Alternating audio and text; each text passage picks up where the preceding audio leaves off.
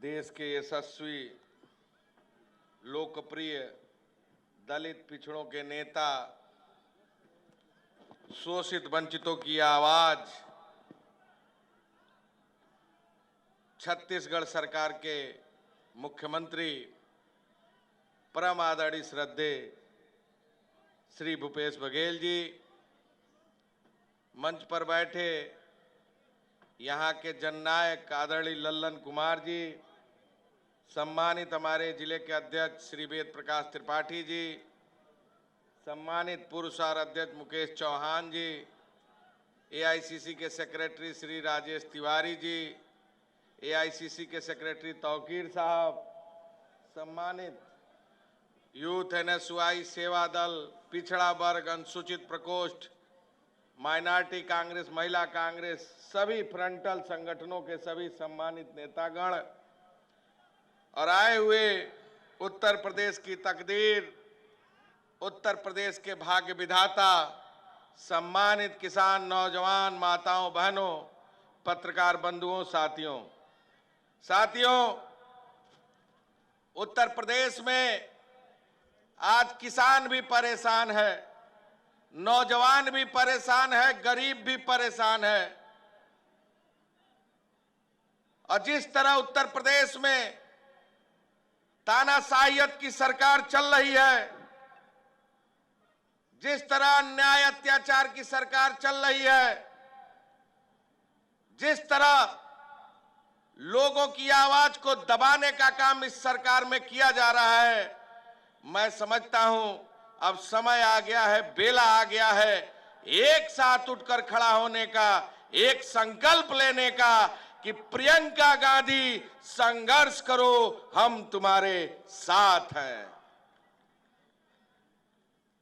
आज उत्तर प्रदेश का नौजवान दुखी है, भर्तियों में धांधली बड़े पैमाने पर है। अभी टेट की परीक्षा हो रही थी, 21.5 लाख परीक्षार्थी उस परीक्षा के अंग बनने वाले थे। जैसे परीक्षा शुरू होती है उसके पहले उसका पेपर आउट कर दिया जाता है। रात रात भर उत्तर प्रदेश का नौजवान जाकर अपने सेंटरों पर भूखे प्यासे इस ठंड के मौसम में सोता है, सिर्फ इस आस में कि हम परीक्षा देंगे, पास होंगे, हमें नौकरी मिलेगी, हमारे घर परिवार सुखी और समृद्ध होगा। लेकिन इस सरकार में जानबूझकर पेपर आउट कर दिया जाता है, सिर्फ इसलिए कि ये सरकार नौजवानों को रोजगार नहीं देना चाहती। पिछले समयों में उदाहरण है, कोई भी भर्ती निकाल लीजिए, चाहे दरोगा की भर्ती हो, सिपाही की भर्ती हो, पीएससी की भर्ती हो, शिक्षक भर्ती हो, कोई भी भर्ती निकाल लीजिए, सारे भर्तियों का पेपर आउट हो गया। उत्तर प्रदेश अधीनस्थ चयन सेवा आयोग का पेपर आउट, लोक सेवा आयोग के तक पेपर इस उत्तर प्रदेश में आउट होते हैं। और हमारा मुख्यमंत्री, डरपोक मुख्यमंत्री, क्या कहते हैं, जीरो टॉलरेंस की सरकार है। शरीर पर वस्त्र गेरुआ, संत है, महंत है। आपने किसी महंत को झूठ बोलते देखा है? आपने किसी संत को झूठ बोलते देखा है? अगर नहीं देखा है तो सर से पांव तक झूठा योगी आदित्यनाथ है, उनको देख लीजिए।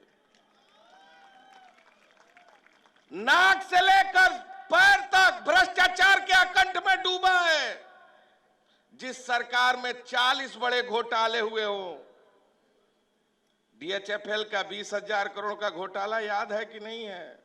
कर्मचारियों का सहकारिता विभाग का घोटाला याद है कि नहीं है? पंचायती राज ग्रांट का घोटाला याद है कि नहीं है? मनरेगा का घोटाला याद है कि नहीं है?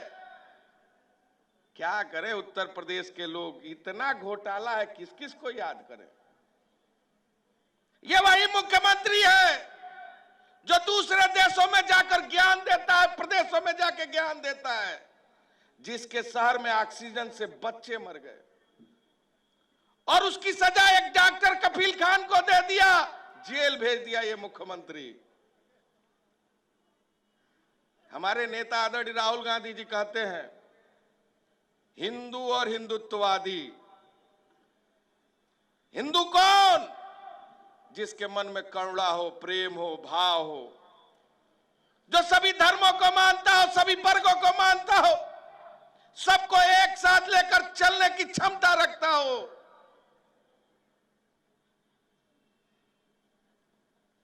जो भाईचारे की बात करता हो। और हिंदुत्ववादी कौन? जो हिंसा फैलाते हो, भेदभाव करते हो, आपके हमारे बीच में खाई पैदा करते हो। महात्मा गांधी, जिन्होंने देश की एकता, अखंडता, देश की आजादी के लिए हिंदू, मुसलमान, सिख, ईसाई भाईचारगी के लिए देश बंटने ना पाए, इसके लिए अपने प्राणों की आहुति दे दी। इस देश का गद्दार गोडसे ने उनकी हत्या कर दी। महात्मा गांधी संत थे और वो हिंदू थे। आदरणीय भूपेश बघेल जी बैठे हैं, ये हिंदू हैं, हम हिंदू हैं।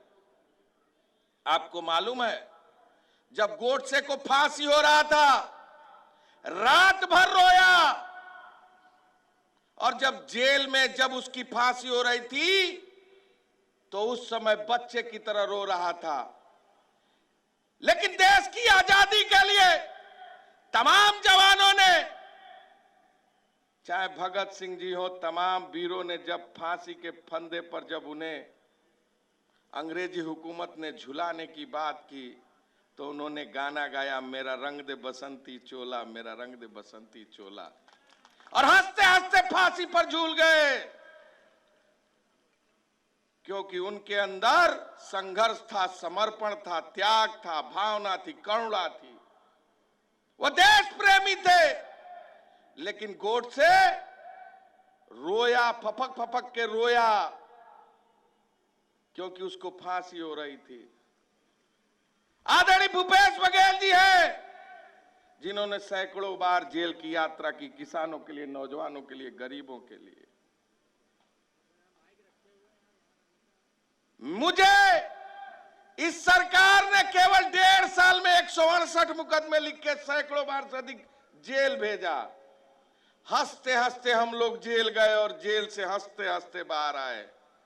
लेकिन इसी प्रदेश का मुख्यमंत्री योगी आदित्यनाथ जब एक मुकदमे में जेल जाता है तो संसद की दहलीज पर जाकर फपक फपक के रोता है। यह हिंदुत्ववादी है।